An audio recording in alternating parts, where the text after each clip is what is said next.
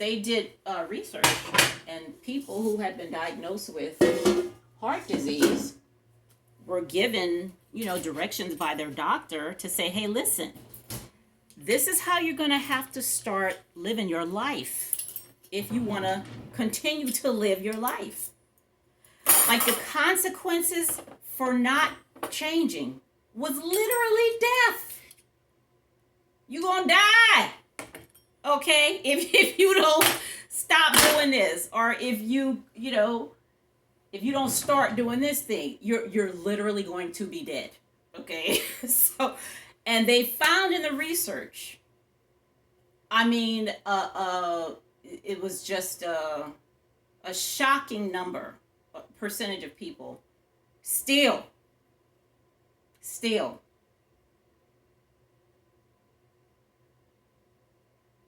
could not do it. They couldn't make the change. Even you gonna die if you don't change. Okay, they couldn't do it. So what is it? Okay, like what? And I'm sure many of them wanted to. Many of them wanted to live as long as they could, to enjoy their children and grandkids and pets and, meals and all kind of things. Okay, they want to take a vacation or whatever. But they could not stop doing whatever it was that got them in that situation in the first place, or, couldn't start doing something different. Okay. So one of the individuals that I'm using to inform the research that went into this is Chip and Dan Heath. It's also the book Immunity to Change. Leahy is two people. Leahy and I forget the other person right now. But in that book, Immunity to Change, like, that tells you right there, like, you want to change, but you have an immunity to it. Okay, like you've inoculated yourself against being able to do what you intellectually want to do, and maybe even emotionally want to do. But at the very same time, you are doing everything you can to not make that change. Okay? Why in the world does that happen? That sounds crazy as hell. Okay? Crazy as hell. But we all know that. Like, we've all experienced that. You're probably experiencing it right now. And are wondering, why the hell can't I get out of this relationship? Why the hell can't I, stop being such a horrible person to these people, or to, why? Why can't I stop? Why? We're going to figure out why. No, we're not going to figure out why, because we know why already. That's number one. You're not going to be able to come in the workshop acting like you don't know nothing, okay? So we're going to nip that in the bud right off the bat, okay? Because in order for a space to be safe, it has to be able to hold the truth, okay? If you come in at least a session that I've created, or that I'm, that I've done, or whatever, you have to come in with the truth. And that's not about telling everybody your business, okay? That's about telling yourself the truth. We lie to ourselves more than we lie to anybody else. More than anybody else. We lie to ourselves and pretend like we believe a lie. Okay? Pretend very well. Very well. Yeah, so that's going to be, so I'm looking at that again, because it's been a minute since I looked at it. So before the meeting next week, I'm going to review it again and make any updates or anything that I need to do. So that's an exciting thing. And then again, the Arbinger thing that I'm going to be watching. I'm very excited about that. And I got some cybersecurity stuff going on. I'm creating a curriculum, which I love doing. I'm so excited about that too. So excited about that too. Which is really great. It's really, really, really great. you know, I got some stuff that I'm like, ugh, I'm not excited about, okay? But that's fine too. That's fine too. Especially what's fun. Now something that I can say, because one of the questions that I wrote, what's in here? Getting in my way. One of the questions that I wrote in Firing God was, okay, you know, after I finished laughing at myself for you know, y'all, I'm serious. I really just hung my head and just laughed like, oh my goodness, you know, like, like, like Cheryl, how can you be so? I mean, just dumb. Like seriously, it was funny. It was funny after I saw what I'm actually doing. Okay, like right now, what I'm doing but not admitting. It was funny. It was hilarious. All I could do was laugh. Okay, that's it. You know, uh, and why did I start saying that? Do I need this bowl? I think I might need this bowl. I think I need this one. Why was I saying that, y'all? Yeah, so it was very much hilarious. But I don't know what the hell I was saying that for. But I'm ready, y'all. Like I'm really really ready to do a lot of things, and that's what it is. Okay, that's what I was talking about. You know, after I had the experience and I laughed at myself, my next question was, okay, so what? Like now, okay, this is nice. It's funny. There's nothing going on here. All that. I got it. So what? Okay, that's what I want to know. Now I'm in evaluation. Okay, I evaluate for a living. And you know, for those of you out there who are evaluators, you telling us all the stuff you did, and we did this, and they said that, and da da da. So, okay, at the end of the day, so what? Okay, how did that move the needle? Like, what does that impact? So what? Okay, how does that change anything? There we go with that word again, right? It doesn't. Okay, it don't change nothing. And at the same time, it changed everything. Like literally everything. Every single thing. Everything.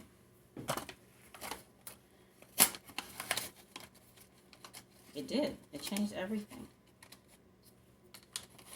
But change in the way that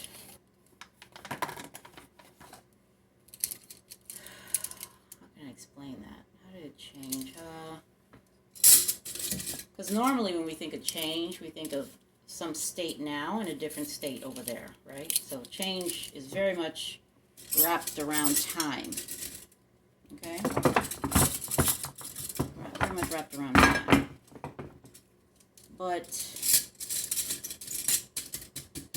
how can I gotta figure out a way to... This is good, because the workshop is about belief and change and stuff, right? I need to come up with a way to explain what I mean by change, because it's not what we typically think.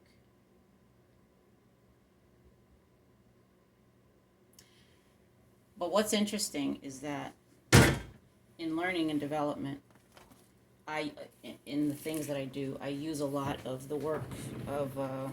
what's his face? I don't know.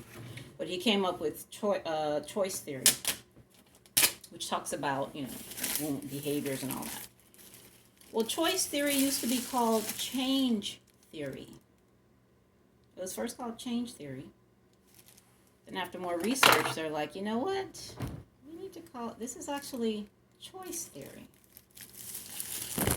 So y'all remember when I said, when I decided to leave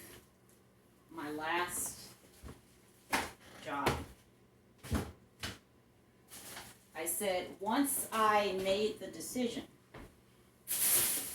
it was like I'd already done it. Like it was done. When I made the decision to resign from my last job, that thing was done. The only thing that I needed to do was to carry out the actions to implement what had already happened. Okay, like sending the email to my executive and doing all the paperwork and all that stuff. But that was like, that shit was late. I was already done. I was gone.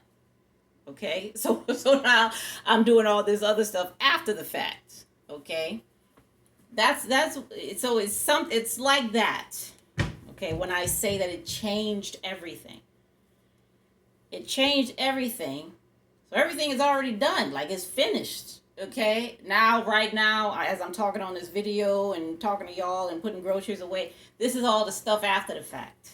Okay, just to, I don't know, satisfy the game or whatever. All right. So that's what I mean by change. Now, I wouldn't even call that change. I might have to come up with another term for it. Because nothing changed, right? Because nothing changed. Even the way that I saw, even though that did change. Okay?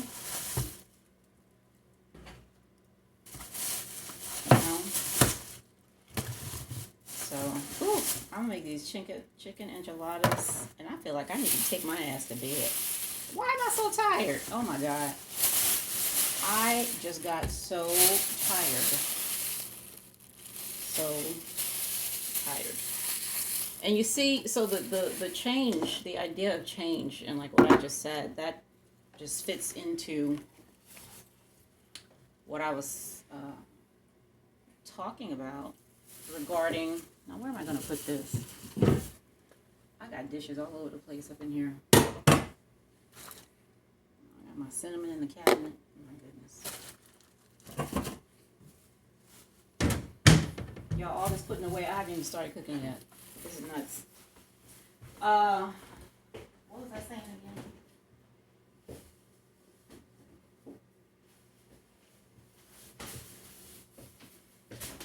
Ooh.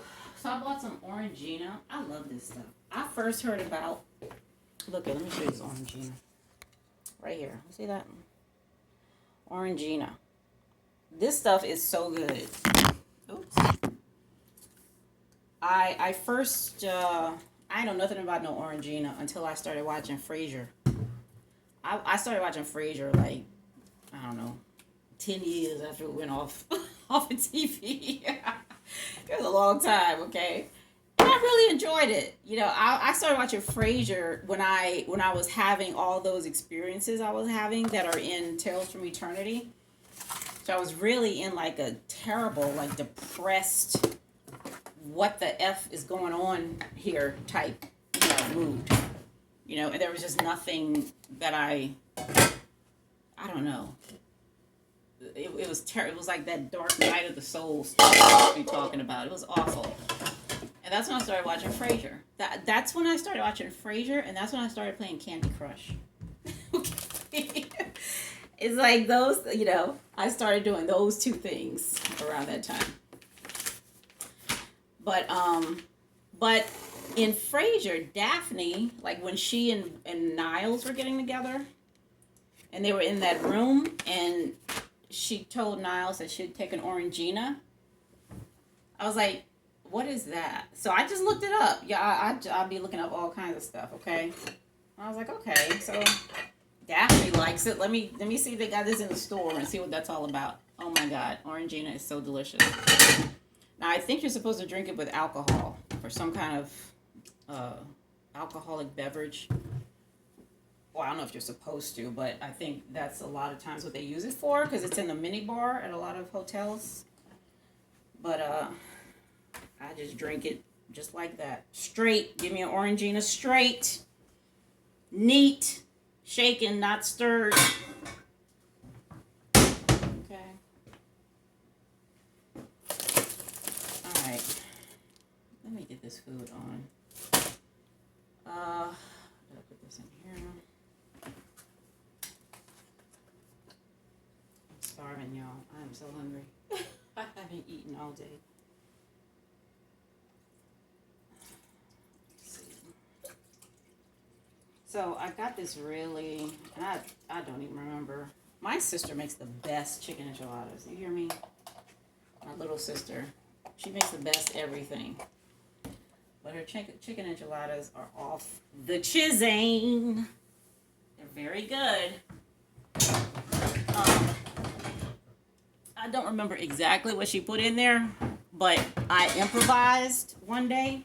And I was like, I gotta do this like every time. So I put chicken broth. Was that chicken or beef broth? It don't matter, whichever one. And what else I put in there? Cream of mushroom soup in the pot with the broth. So you mix everything in the pot first. And I put cream of mushroom soup in there. And then after that, I was supposed to put cream cheese, but I didn't have any, so I just used sour cream, which worked. So I'll put sour cream in there. Cream of mushroom soup is so good. Like, even if you just have it as soup, if you put it in the pot and just, boil it, put a little water in it or broth in it, to make it not so thick. It's very good. Very, very good. Because I normally have chicken noodle when I want soup, but I'm moving more towards like that and tomato and stuff like that. So I got the chicken broth. I put 1 can of cream of mushroom, and then I put how much should I put? Like two tablespoons of sour cream, and then I put some shredded cheese, just a little bit, because there's gonna be cheese. I think I'm gonna get a bigger baking dish.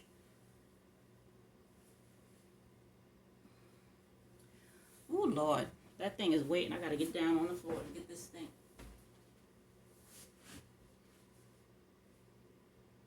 Uh-oh, I got on the floor for nothing. That thing ain't big enough. Okay.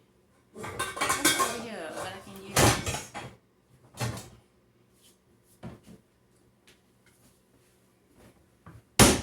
We need a better way to be able to put pots away, because this is nuts. Oh, here got a big one right here.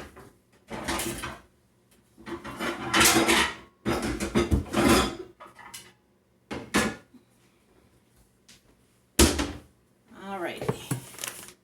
So now I have the right size. So I'm gonna let that begin to boil. So I put sour cream, then I put chicken, shredded chicken, then some cheese, and then I just fill the tortilla. I use flour tortilla. I don't like corn tortilla with this.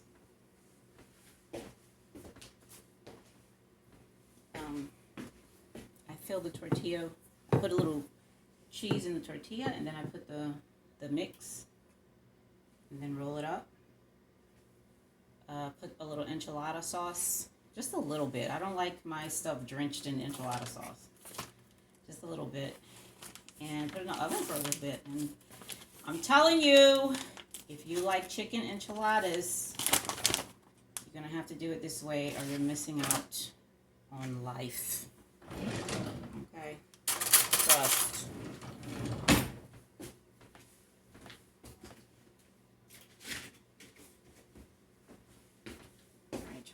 Let me go